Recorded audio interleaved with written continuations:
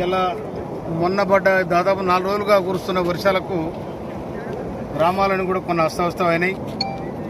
అదే క్రమంలో ఇవాళ మేము అరపల్లి మండల కేంద్రంలో ఉండబడిన కస్తూర్బా స్కూలు, ప్రభుత్వ హై స్కూల్ 2 మునిగిపోయినాయి. అక్కడ పిల్లలు కూడా కాల్ చేయడం జరిగింది. అది మరి అనాలోచితంగా చెర్లగట్టింది. ఆ స్కూల్ కూడా 2 కనుక అవి మునిగిపోయినాయి. ఇప్పుడే నేను అక్కడ కల్వర్ట్ కూడా సరిగా లేకపోవడం వల్ల హైవే అథారిటీ అధికారులతో మాట్లాడి ఆ కల్వర్ట్ కూడా సరిచేయమని చెప్పడం జరిగింది. అదేవిధంగా ఇప్పుడు మనం ఈ స్పాట్లో ఉన్నాం. ఈ స్పాట్ అనేది అక్కడ కేశపురం ఒక ఊరు, తర్వాత ఇక్కడ పెద్ద గ్రామము ఇవాళ ఎలుగుపల్లి. ఈ 2 కూడా ఒకటే గ్రామము. కానీ ఇవాళ కమ్యూనికేషన్ తెగిపోయింది. వాళ్ళకి కనీసము ఎలాంటి అవసరాలకు కూడా తీర్చుకునే పరిస్థితి లేదు, ఇది దాటే పరిస్థితి లేదు. ఇప్పుడు మీరు కూడా లైవ్లో చూస్తూ ఉన్నారు, మేము చూస్తూ ఉన్నాం, లైవ్లో ఉన్నాం ఇక్కడ. కనుక దయచేసి నేను గౌరవ ఇరిగేషన్ మినిస్టర్ గారికి, గౌరవ ముఖ్యమంత్రి గారికి విజ్ఞప్తి చేస్తా ఉన్నాను. ఎందుకంటే గత ప్రభుత్వం 10 ఏళ్ళుగా ఉండి ఇక్కడ ఏం చేయలేకపోయింది. ఆ దద్దమ్మలు చేసిన దుర్మార్గమైన ఆలోచనతోని ఇవాళ మొత్తం ఈ పరిస్థితి ఏర్పడింది.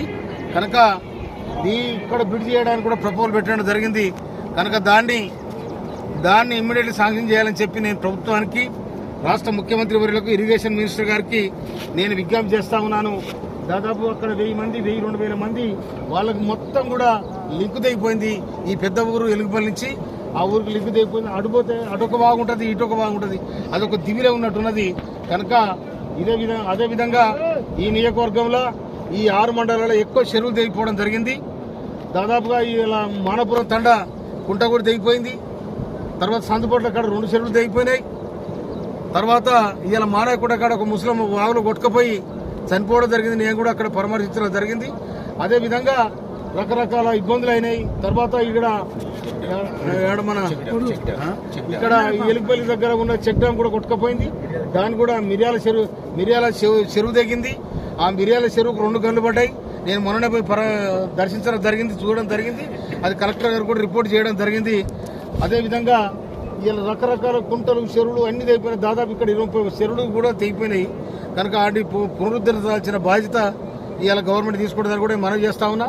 తర్వాత ఇంకో విషయము, ఇవాళ మా మంత్రులు కానీ, మా ముఖ్యమంత్రి కానీ, తర్వాత ఎమ్మెల్యేలు కానీ ఇవాళ ప్రజల దగ్గర పోయి ఫీల్డ్లో ఇవాళ ఉన్నాం.